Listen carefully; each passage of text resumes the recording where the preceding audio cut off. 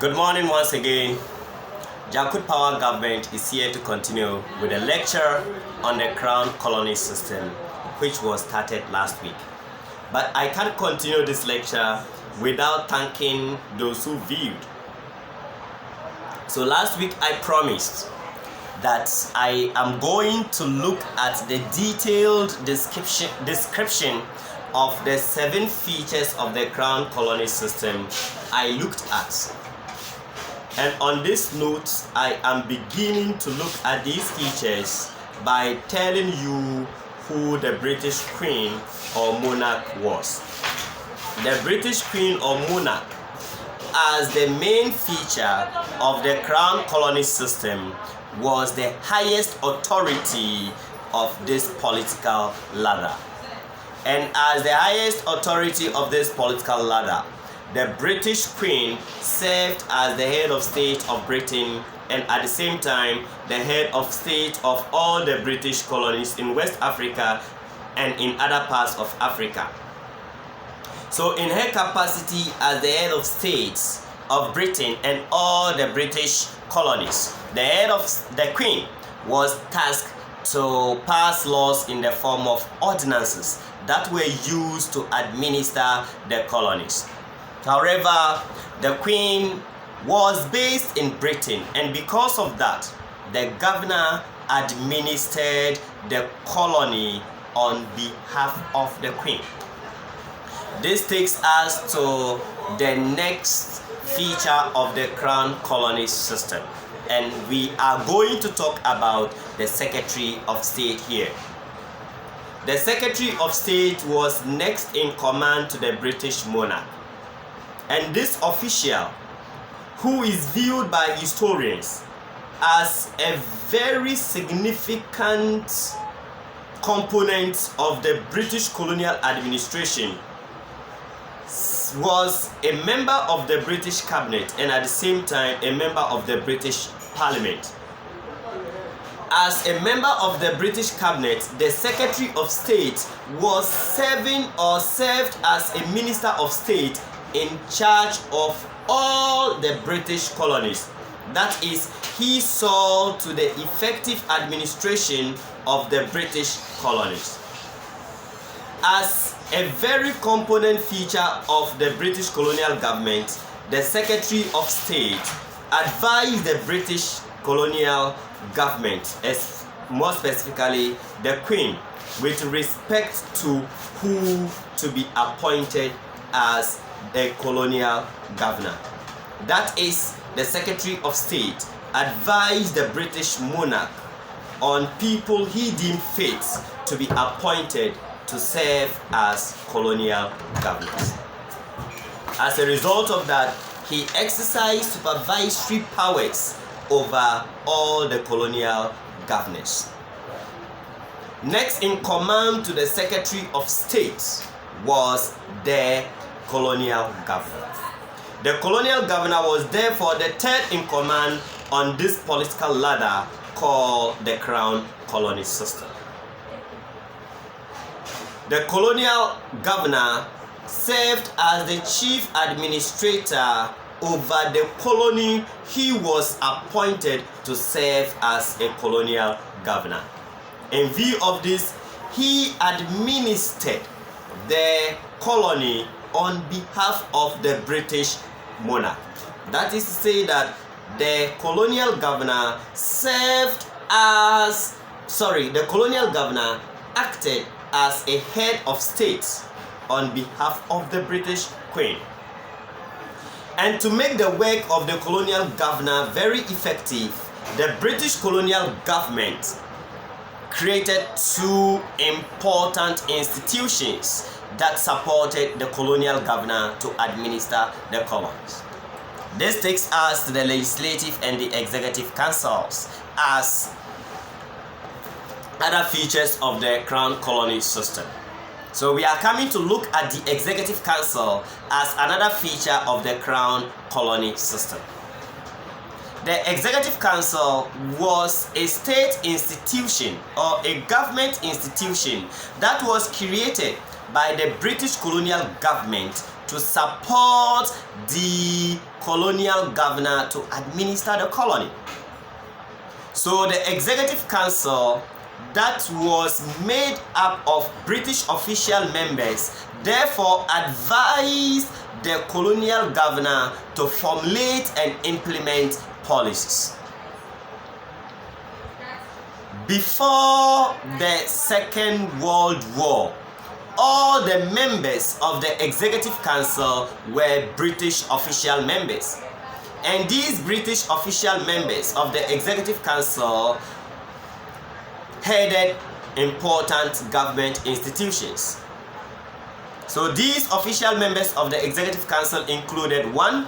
The Attorney General, the Colonial Secretary, the Financial Secretary, the officer commanding the local troops, and the Director of Medical Services. I repeat, the members of the Executive Council before the Second World War included the Attorney General, the Colonial Secretary, the Financial Secretary, officer commanding the local troops, and the Director of Medical Services. However, in the case of Ghana, in 1942, the Alambans Constitution of 1925 was amended. And by so amending the 1925 Gordon-Gaddisberg Constitution by so amending the 1925 Gordon-Gaddisberg Constitution, 2 Africans in the persons of Sir Akukosa and Nana Ofori-Atta were appointed onto the Executive Council to serve as unofficial members of the council. And again, in 1943, another Ghanaian in the person of Nana Tibu Daku was also added to the unofficial members of the Executive Council. But this Executive Council was an advisory body that only advised the governor to formulate and implement policies. That is, unlike today's executive arm of government that is constitutionally mandated or empowered to formulate and implement policies, the Executive Council of the colonial government was not mandated to do so. It only served as an advisory body that advised the colonial governor to formulate and implement policies. So because the Executive Council was a mere advisory body, its advice could be rejected by the colonial governor. Notwithstanding, the colonial governor was also enjoined or bound to give full explanation to the Secretary of State anytime he rejected or anytime he wanted to reject an advice by the Executive Council. On this note, I move to another important feature of the Crown Colony system, and that is the Legislative Council.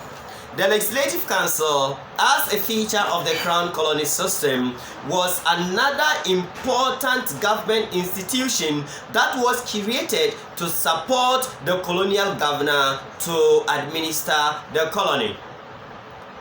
So what the Legislative Council was started to do is to advise the colonial governor to pass laws in the form of ordinances, and these laws, which were ordinances, were used to administer the colony.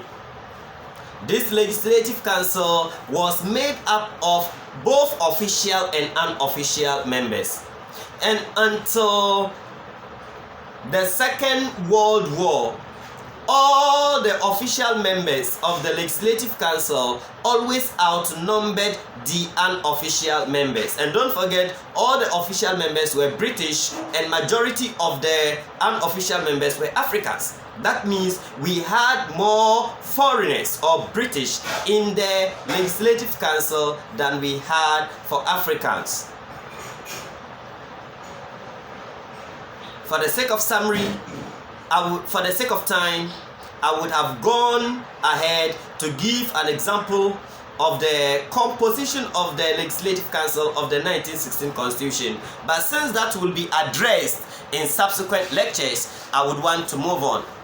And by moving on, I am now going to look at the provincial commissioners or the district commissioners as another feature of the crown colony system.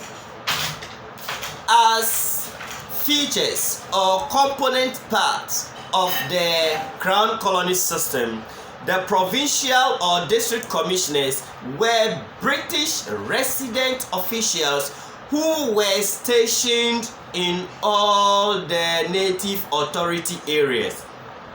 And these provincial or district commissioners served as links between the chiefs and the colonial governor. In view of this, they conveyed the policies and instructions of the colonial governor to the chiefs and supervised the chiefs to to implement these policies. Historians call these provincial commissioners as sympathetic advisors of the chiefs. That is, they were not supposed to meddle in the local politics of the chiefs, notwithstanding the British colonial administration gave them powers to supervise the chiefs to do their work. In view of this, they supervised the chiefs on how the chiefs collected taxes, and they also supervised the chiefs on how they settled cases as presiding judges of the native courts that were created in all the native authority areas. At the bottom of this political ladder, as I told you last week, were our chiefs. That is, the chiefs were appointed by the British colonial government to administer the native authority areas. And as the administrators of the native authority areas, these chiefs were empowered to collect taxes, maintain law and order, and settle disputes in the native courts as the presiding judges of the native courts. On this note, I would want to end today's lecture by still appealing to my audience to like, comment, subscribe, and promote the video so that I can produce my weekly lecture. Don't forget, we looked at the features of the crown colony system. And in this case, we described the monarch, the Secretary of State, the Colonial Governor, the Executive Council, the Legislative Council, the Provincial Commissioners or the District Commissioners, and the Chiefs. Yakut Power Government salute and thanks all his viewers last week. I pray you support us to go far. Thank you very much once again. Cheers.